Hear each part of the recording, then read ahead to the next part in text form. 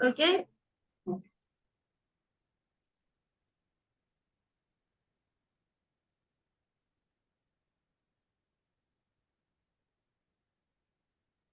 bien, comenzamos en 3, 2, 1.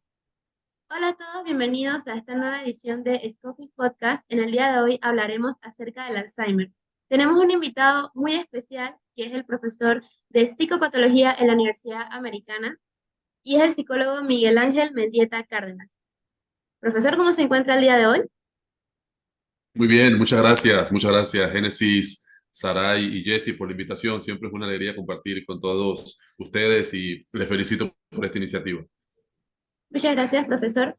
En el día de hoy vamos a hablar acerca del Alzheimer, como mencioné anteriormente, y para iniciar quisiera iniciar con una frase que comúnmente escuchamos en la sociedad panameña. No me acordé de hacer esto, creo que tienes Alzheimer, o ya tengo Alzheimer, y utilizamos el término de una manera jocosa. Así que, profesor, ¿nos puede definir qué es el Alzheimer y cómo afecta al cerebro de las personas que lo padecen? Bueno, con mucho gusto. Bueno, primero decirte, quizás acercándome un poquito a una reflexión literaria, ¿no? En la obra Cien años de soledad, recuerdo, hay un pasaje, hay unos pasajes en los cuales en el pueblo, pues de Macondo, ¿no? De repente se da una situación muy particular, las personas comienzan a olvidar la función de las cosas, ¿no? Y narra el gran Gabriel García Márquez cómo poco a poco las personas comienzan a ponerle, por ejemplo, él cita los frascos, ¿no? Que esto es para tal cosa, esto es para tal cosa, ¿no? Y quizás cuando hablemos de Alzheimer, como bien has mencionado tú, lo vemos de una manera jocosa, pero al final es un trastorno que implica un gran sufrimiento tanto para quien lo padece como fundamentalmente lo viva también de una manera directa, en este caso la familia, los amigos y también la comunidad en general. Cuando hablamos de Alzheimer es importante destacar que estamos hablando de lo que se llama un trastorno neurocognitivo, ¿no? Que así es como lo entendemos en psicopatología. Y neurocognitivo, como yéndolo a la esencia, podríamos decir, de la palabra, refiere a una relación entre la dinámica neuronal y la factor del pensamiento, ¿no? De ahí el nombre, y que hay una disfunción o una problemática en esta realidad cerebral que lleva como consecuencia a que la persona experimente algunas características muy puntuales, pero que en el caso de este trastorno neurocognitivo, que es el Alzheimer, estamos hablando fundamentalmente de dos, que es el olvido y la dificultad para el aprendizaje, que son las dos variables fundacionales que explican este trastorno a la hora de realizar la valoración clínica y la determinación diagnóstica.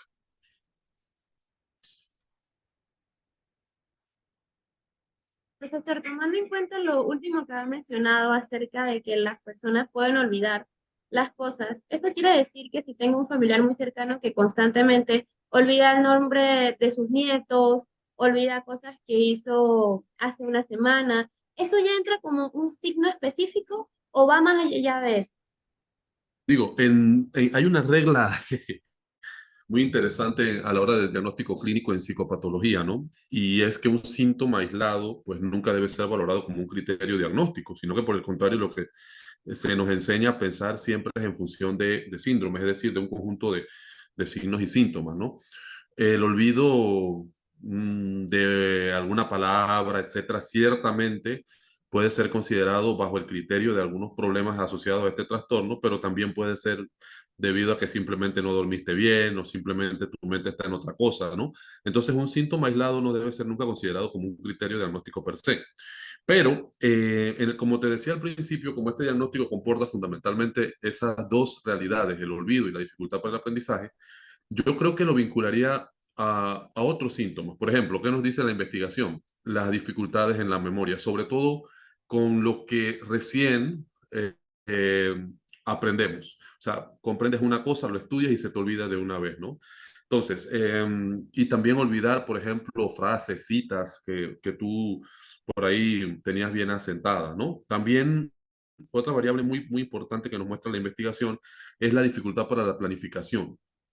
pues a la persona le cuesta como seguir esos patrones que antes tenía y muy asociado a eso la dificultad para la resolución de problemas, ¿no? Vamos a ver esa variable, sin olvidar también que a la persona se le olvidan las actividades habituales, ¿no?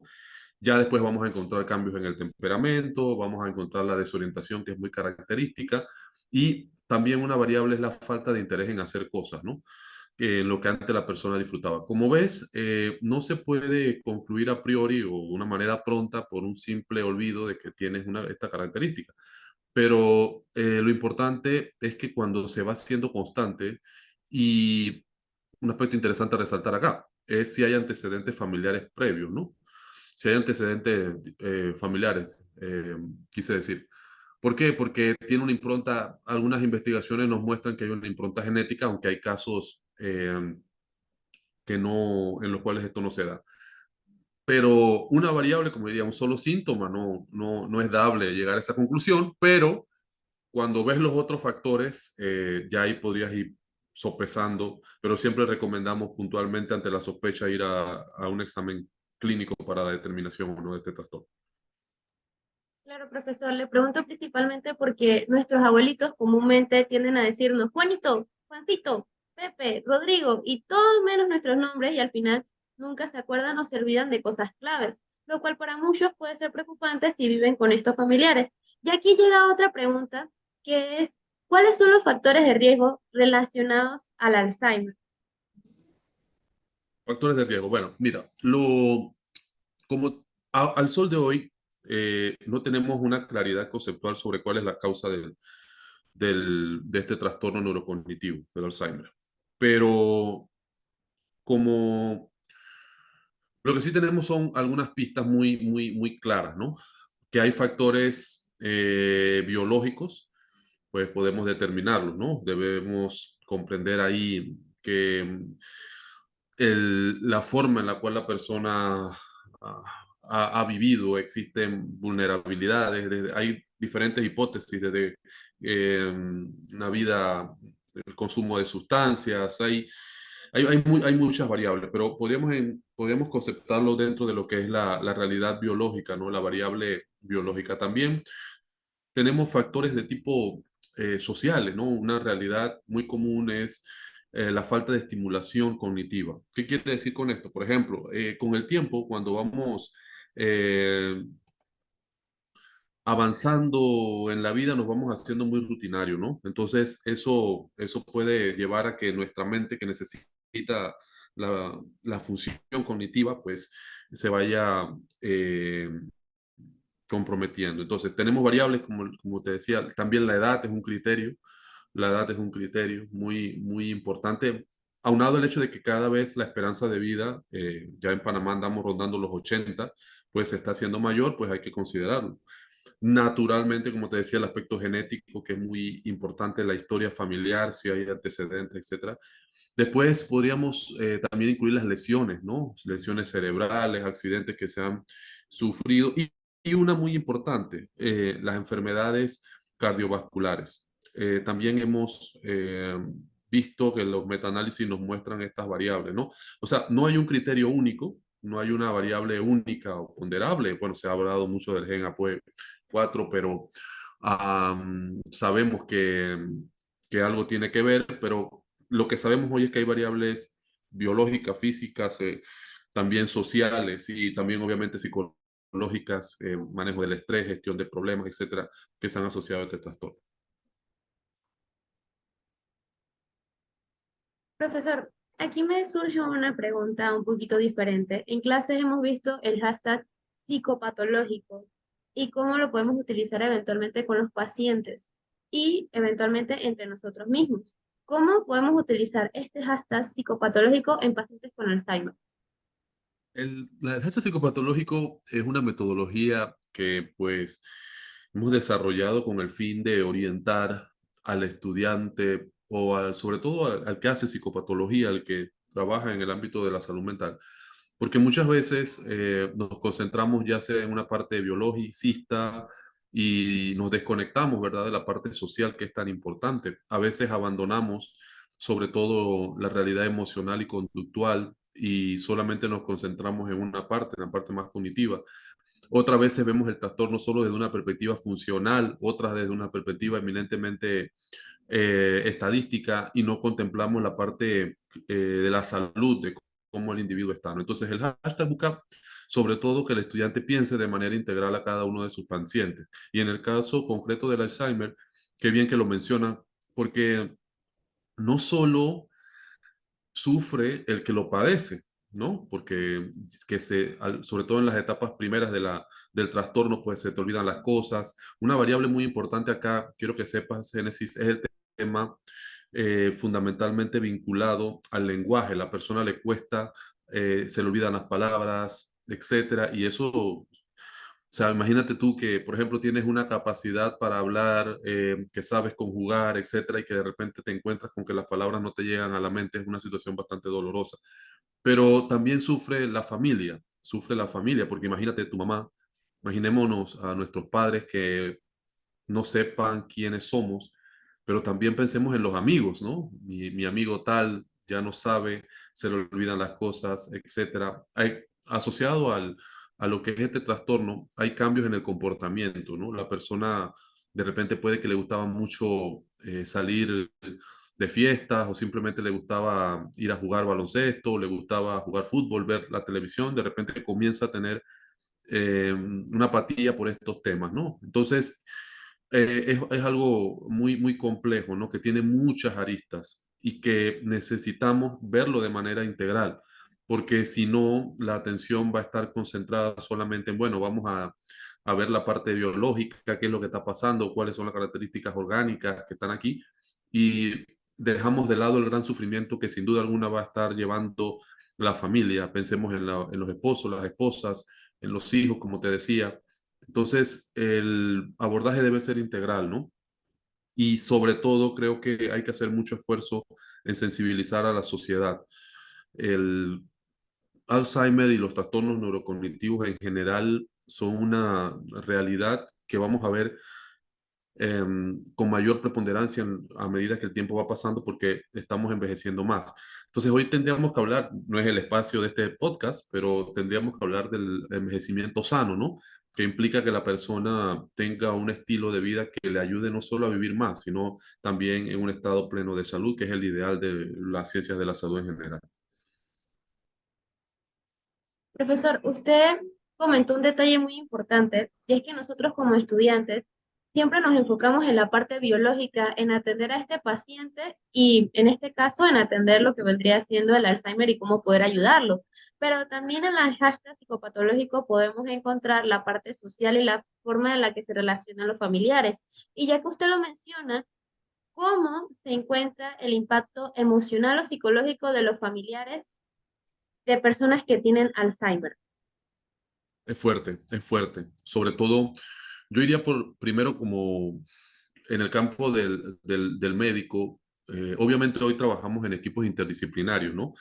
Pero un médico, sobre todo, que por eso felicito esto del podcast que ustedes hacen. Lo felicito sinceramente porque creo que hacen falta estos espacios para que la población tenga la oportunidad de conocer de la mano de especialistas. Todos ustedes como futuros médicos y como médicos deben, les sugiero, ¿verdad? Tener estos espacios para que las personas puedan comprender realmente, porque en las redes sociales existe una infinidad de personas hablando sobre estos temas que muchas veces lamentablemente no lo hacen con las mejores intenciones o simplemente engañan a la población y eso no está bien. Y creo que como científicos tenemos esa responsabilidad, esa labor ética, ¿no? Siempre llamándonos a procurar que la población pueda informarse adecuadamente. En esa medida, como médicos, es importante que ustedes sobre todo tengan esa sensibilidad, ¿no? No se trata solo de mi paciente, se trata de mi familia. A mí me genera cierta tristeza cuando por lo menos un psicólogo se desconecta de la parte orgánica o biológica, porque ese es otro error también.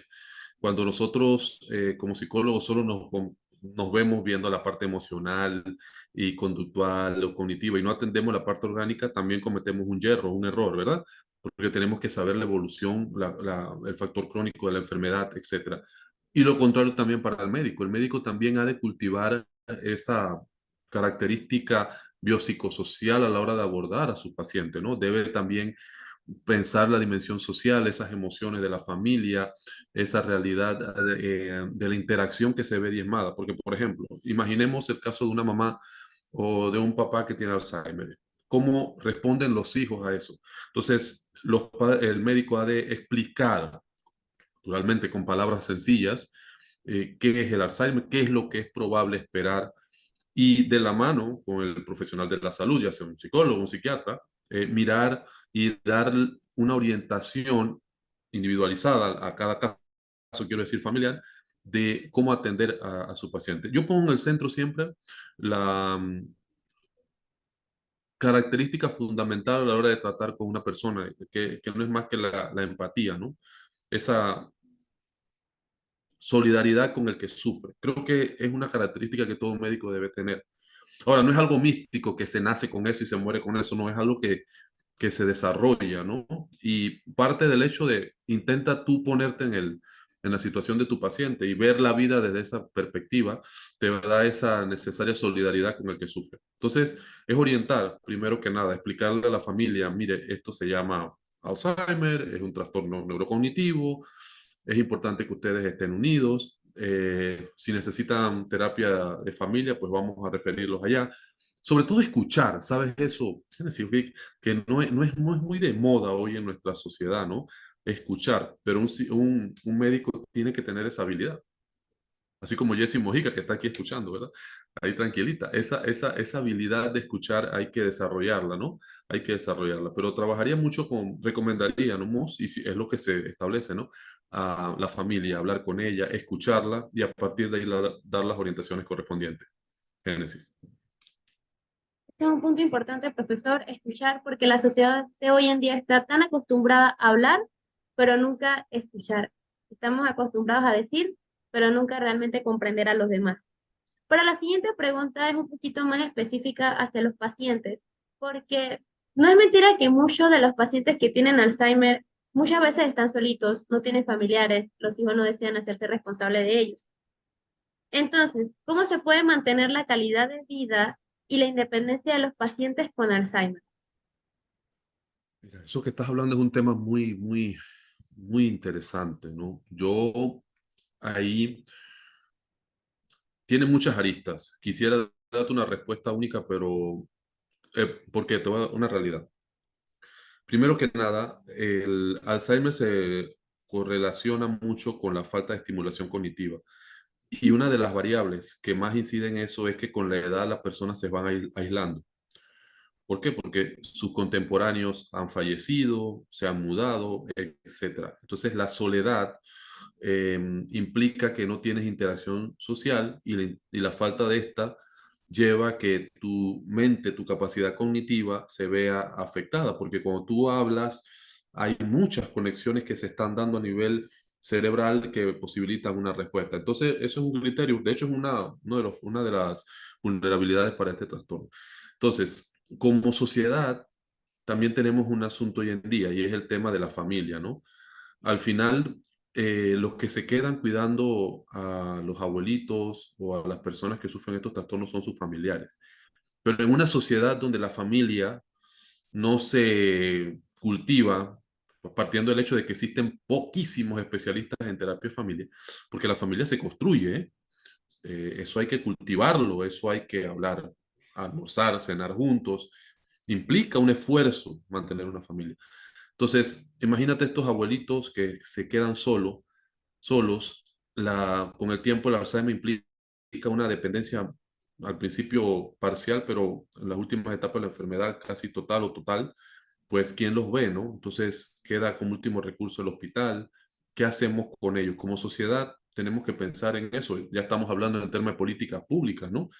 Que vamos a ver, ya en otros países está pasando, hay una mayor cantidad de homes o asilos que se están implementando, pero con el desarraigo típico de no tener a los tuyos cerca, ¿no? Es un tema, como te digo, al principio del podcast empezaba yo citando a Gabriel García Márquez en esa obra, ¿no? Y creo que era lo que pasaba precisamente en esa novela que recomiendo leer, pues viene a ser lo que el Alzheimer nos dice a la sociedad, ¿no?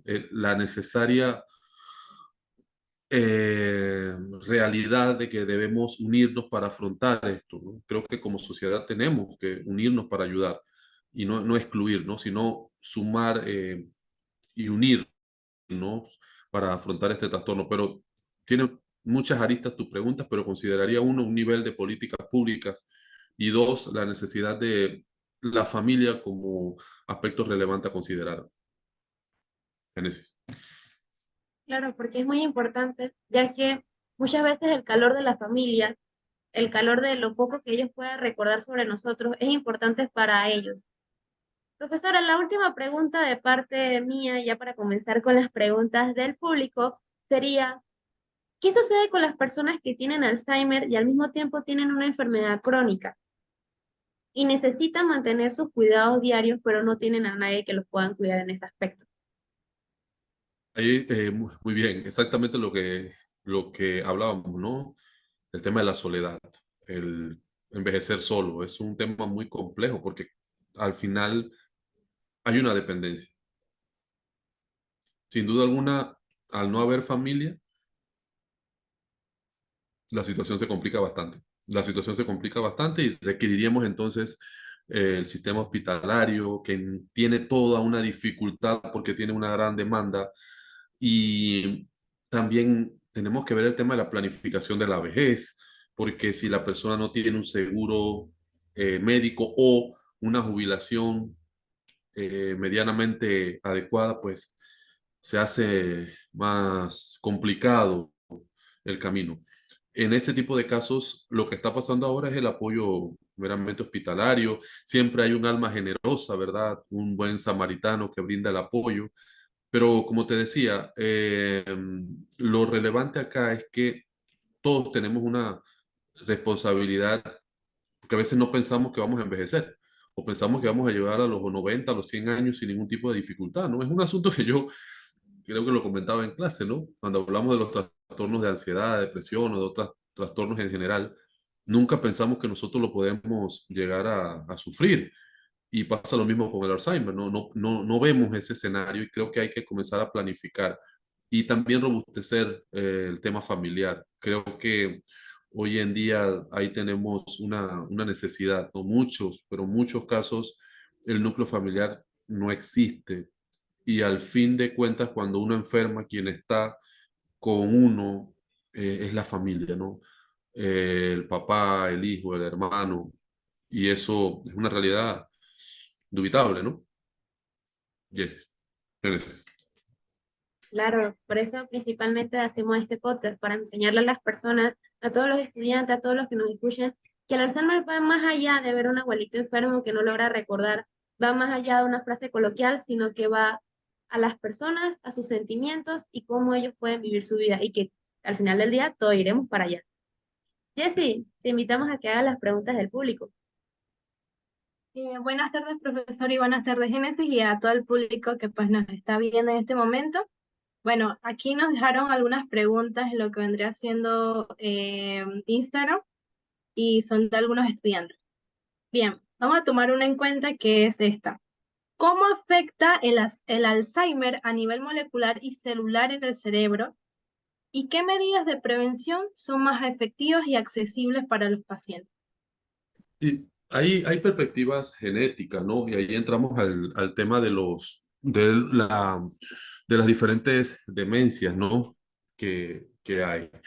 Pero el trastorno del Alzheimer, como te decía hace un momento, aún no tenemos con claridad definido cuál es la etiología, ¿no? La afectación, hay diferentes, ¿no? Diferentes teorías, hay enfoques más sistémicos que implican una mayor cantidad de regiones cerebrales, hay por el contrario otras que son más focalizadas, pero te diría que en términos generales, lo más relevante con el Alzheimer es que tiene una variable neurocognitiva, es decir, implican dos áreas, ¿no? Dos niveles de análisis, el análisis meramente neuronal, que es el que está diciendo o formulando el que nos consulta, pero se asocia también con la parte cognitiva, que es otro nivel de análisis que también podemos sopesar, porque lo que se ve afectado fundamentalmente es el aprendizaje y la memoria.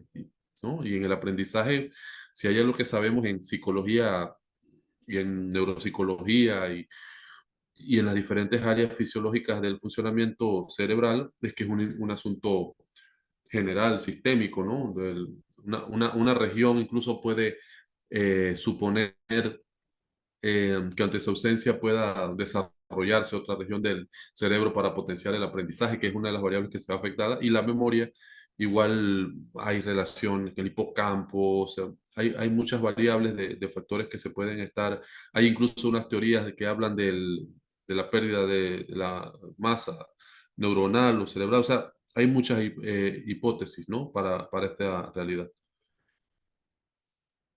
Es decir, que hay muchas hipótesis, pero como que no hay una causa en específico que pueda conllevar a que la persona lo padezca. Por ahora no, pero el Alzheimer está tomando mucha, pero mucha fuerza en la investigación actualmente.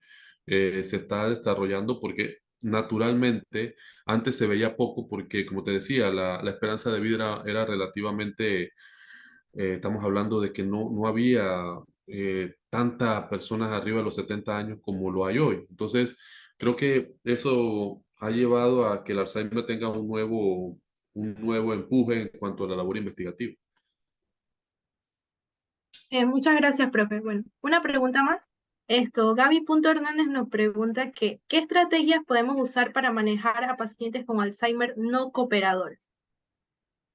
Es que ahí es donde tenemos la situación. Hay algunos cambios en el comportamiento cuando este trastorno llega, por lo cual hay que primero conocer que la persona puede que antes del Alzheimer una persona muy sociable, muy manejable, ¿no? Como dice, ¿no?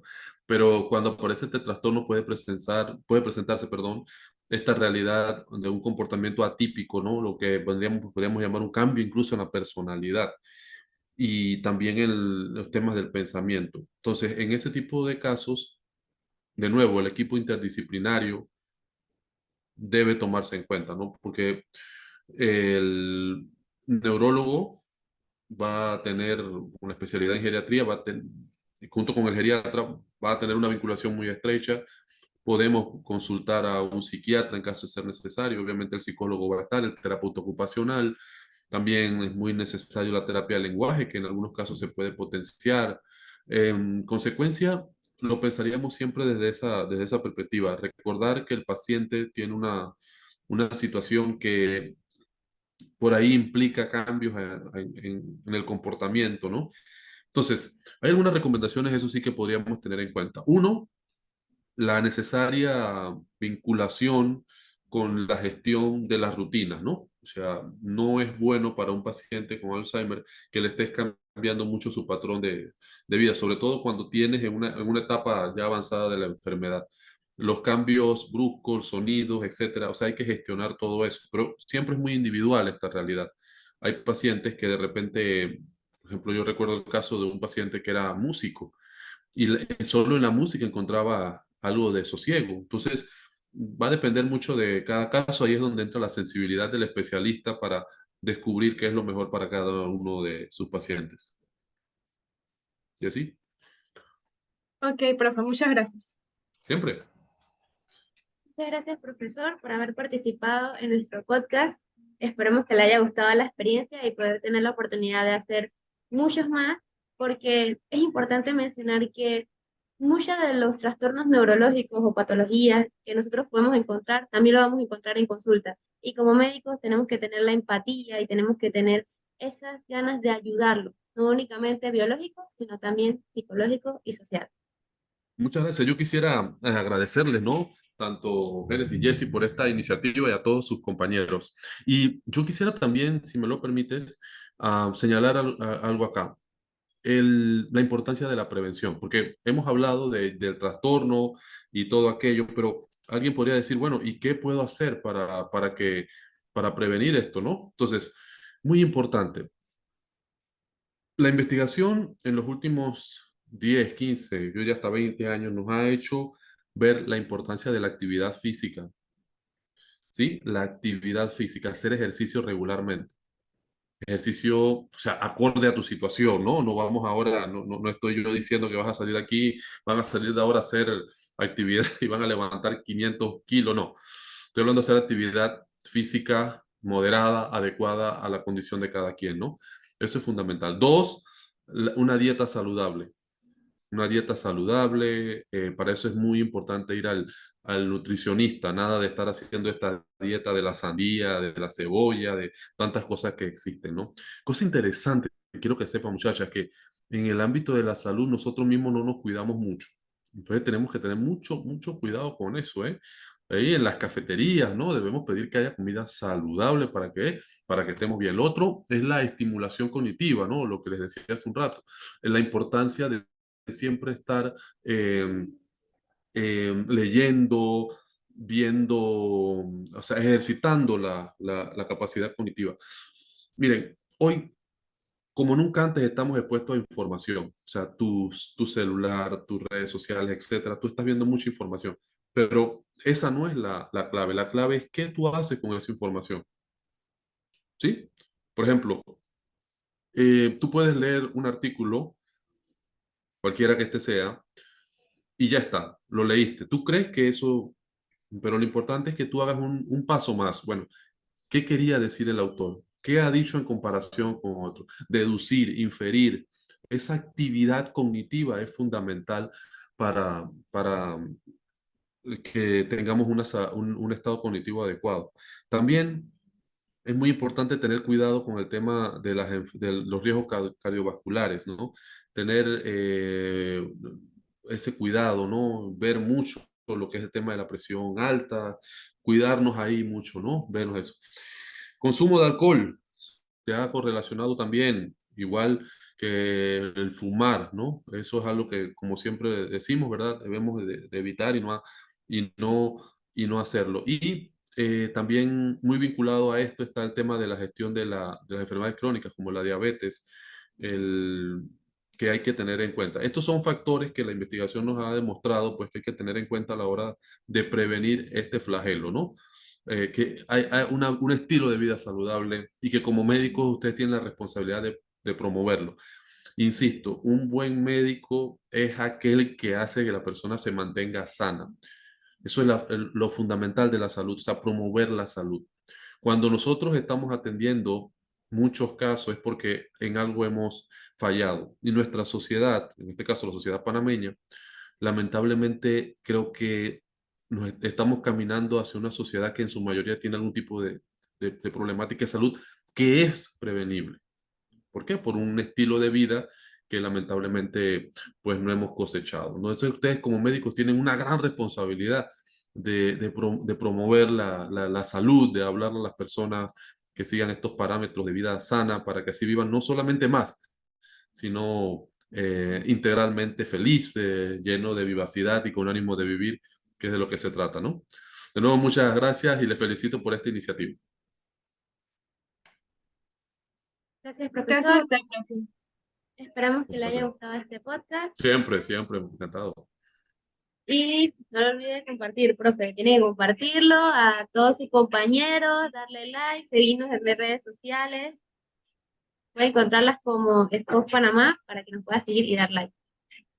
Sí, a todos, la invitación a seguirlo, ¿no? También. Dele. Muchas gracias y nos vemos en Chao, la chao. próxima. Chao, chao. Profe, usted no se vaya, nada más era para cerrar la llamada. O sea, no, Sí, no sí, cerrar sí, la llamada, claro, claro. recuerdo.